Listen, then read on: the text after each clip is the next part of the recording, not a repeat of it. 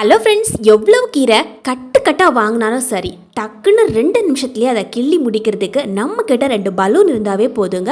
ரொம்ப சூப்பராக யூஸ்ஃபுல்லாக இருக்கக்கூடிய டிப்ஸ் தாங்க பார்க்க போகிறோம். அது மட்டும் இல்லாமல் நம்முடைய அன்றாட வாழ்க்கையில் ரொம்ப ரொம்ப யூஸ்ஃபுல்லாக இருக்கக்கூடிய சூப்பரான கிச்சன் டிப்ஸ் அண்ட் ட்ரிக்ஸும் பார்க்கலாங்க. இவ்வளோ நாளாக இந்த டிப்ஸ் எல்லாம் தெரியாமல் போயிடுச்சு அப்படின்னு நீங்களே வருத்தப்படுவீங்க. அந்த அளவுக்கு ரொம்ப ரொம்ப சூப்பராக இருக்கக்கூடிய கிச்சன் டிப்ஸ் அண்ட் ட்ரிக்ஸும் பார்க்கலாம். வாங்க நம்ம வீடியோக்குள்ளே போகலாங்க. முதல்ல நம்ம பார்க்கக்கூடியது பார்த்தீங்கன்னா ரொம்ப ரொம்ப யூஸ்ஃபுல்லாக இருக்கக்கூடிய ஒரு பாத்ரூம் டிப்ஸ் தாங்க பார்க்க போகிறோம். நம்ம எல்லார் வீட்லையுமே இந்த மாதிரி வெஸ்டர்ன் டாய்லெட் யூஸ் பண்ணுவோம் இல்லைங்களா? இந்த வெஸ்டர்ன் டாய்லெட்டில் முக்கியமாக ஒரு பிரச்சனை இருக்கும். என்னென்னா, இது நம்ம நல்லா க்ளீன் பண்ணி வைக்கணும் அப்படிங்கிறதுக்காக நிறைய லிக்விடெல்லாம் ஊற்றி க்ளீன் பண்ணி வச்சுருப்போம் இல்லைங்களா? ஆனால் ஒரு வாரத்திலே பார்த்தீங்கன்னா சைடுலெல்லாம் ஒரு மாதிரி மஞ்சள் கலரில் வடு பிடிச்ச மாதிரி இருக்கும். நம்ம இப்போ தானே க்ளீன் பண்ணோம், அதுக்குள்ளே எப்படி இந்த மாதிரி வடுலாம் வந்துடுச்சு அப்படின்னு நம்ம யோசிப்போம் இல்லைங்களா? அந்த வடுக்கள் வராமல் இருக்கிறதுக்கு நம்ம ஒரு சூப்பரான டிப்ஸ் பார்க்கலாங்க. இப்போது நம்ம ஃப்ளஷ் பண்ணுறோம் இல்லைங்களா இந்த டேங்கு, அதுக்குள்ளே கொஞ்சமாக கல்லுப்பு சேர்த்துக்கலாம். நம்ம சமையலுக்கு பயன்படுத்தக்கூடிய கல்லுப்பு கொஞ்சமாக போட்டுட்டு அதே மாதிரி டெட்டால் ஒரு மூடி அளவுக்கு டெட்டால் ஊற்றி விட்டுக்கலாங்க. அதுக்கப்புறமா இந்த டேங்கை நம்ம க்ளோஸ் பண்ணி விட்டுக்கலாம். இது மூலமாக தான் நமக்கு ஃப்ளஷ் ஆகி அந்த டாய்லெட்டுக்குள்ளே வரும். ஒவ்வொரு முறையும் நம்ம ஃப்ளஷ் பண்ணும்போது இந்த கரைசல் கூடவே தண்ணியும் சேர்ந்து வரதால் இந்த மாதிரி மஞ்சள் கலரில் வடு பிடிக்காமல் இருக்கும்.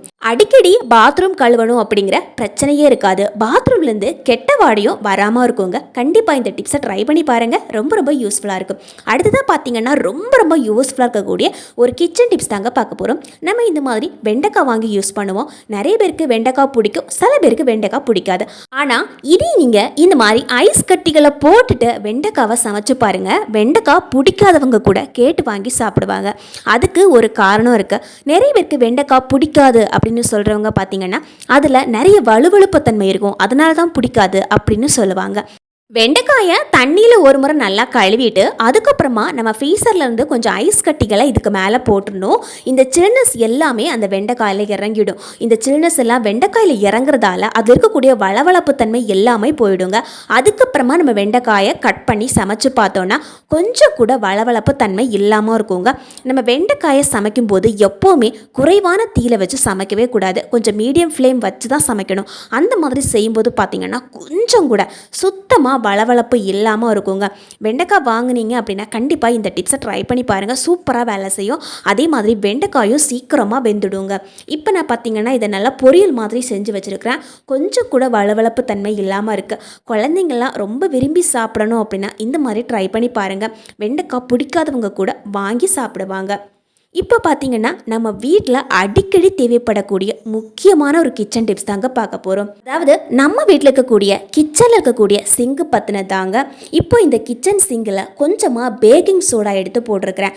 எந்த இடத்துல தண்ணி போகுமோ அந்த இடத்துல 1 ஸ்பூனுக்கு போட்டுக்கிறேன். அதே மாதிரி அதை சுற்றி கொஞ்சமாக பேக்கிங் சோடா போட்டுக்கலாங்க. இப்போ நமக்கு தேவைப்படுறது பார்த்தீங்கன்னா ஒரு எலுமிச்சை பழத்தை பாதியாக கட் பண்ணி எடுத்துருக்கிறேன். இந்த ஜூஸ் மட்டும் இதில் பிழிஞ்சு ஊற்றிக்கலாங்க. இப்போ ஜூஸ் மட்டும் பிழிஞ்சு ஊற்றுனதுக்கு அப்புறமா இந்த தோலை பார்த்திங்கன்னா இந்த மாதிரி நம்ம நெளிச்சு எடுத்துக்கணும். உள்ளே இருக்கக்கூடிய பகுதி வெளியவும் வெளியே இருக்கக்கூடிய பகுதி உள்ளேயும் அந்த மாதிரி எடுத்துக்கணும். நல்லா நெளிச்சு எடுத்ததுக்கப்புறமா ஒரு முறை இதை வச்சு நல்லா தேய்ச்சி விட்டுக்கலாம்.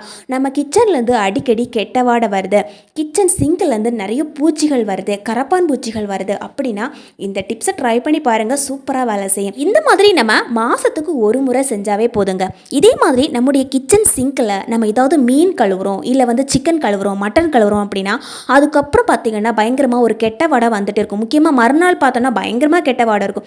இந்த மாதிரி டைமில் கூட இந்த மாதிரி நான்வெஜ் எல்லாம் கழுவி முடிச்சதுக்கு அப்புறமா இந்த மாதிரி தேய்ச்சி விட்டு பாருங்கள், கொஞ்சம் கூட ஸ்மெல்லே அடிக்காதுங்க.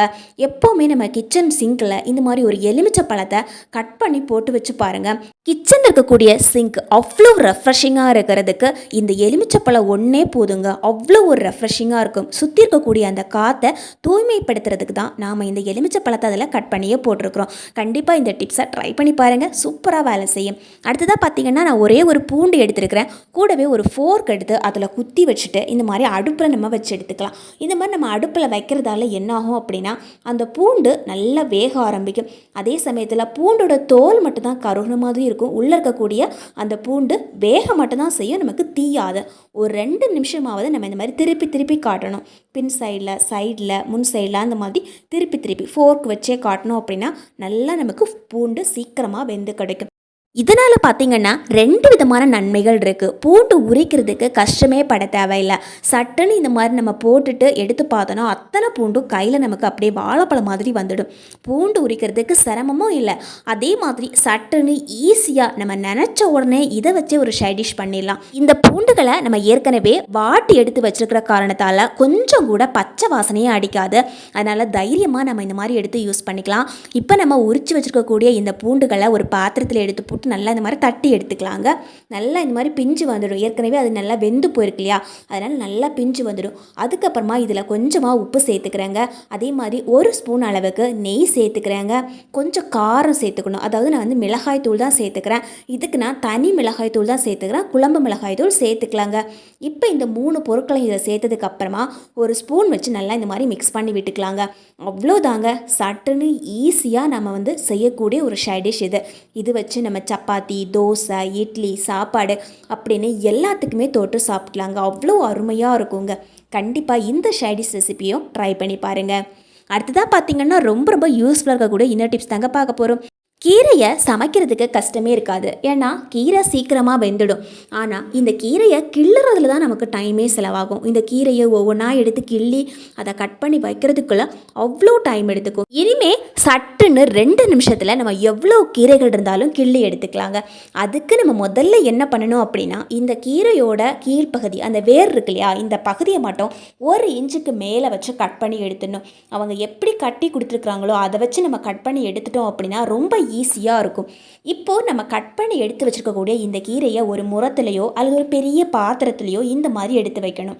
இந்த மாதிரி எடுத்து வச்சுட்டு நம்ம கை வச்சு இந்த மாதிரி பார்த்தாவே போதுங்க. ஒவ்வொரு புல்லும் நம்ம கண்ணுக்கு அப்படியே தெரியும். அதே மாதிரி நம்ம ஒரு புல் எடுத்தோன்னா அது கூட 4-5 புல் சிக்கிட்டு இருக்கும். இதனால் நமக்கு கிள்ளுறதுக்கும் ரொம்ப ஈஸியாக இருக்கும். இப்போ ஒரு புல் எடுத்திங்கன்னாவே போதும், அதை சுற்றி இருக்கிற புல் எல்லாமே நம்மளால் பார்க்க முடியும்.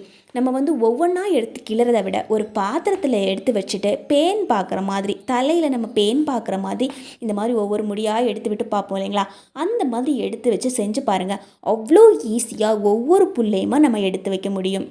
இப்போது அந்த புல்லெல்லாம் எப்படி வருது பாருங்கள். நான் வந்து ஒரு கட்டு கீரையே 1 நிமிஷத்துக்குள்ளேயே கிள்ளி முடிச்சிட்டேன். இப்போ கட் பண்ணி எடுத்து வச்சுட்டு எல்லா புல்லையுமே இந்த மாதிரி எடுத்து வைக்கிறோம்.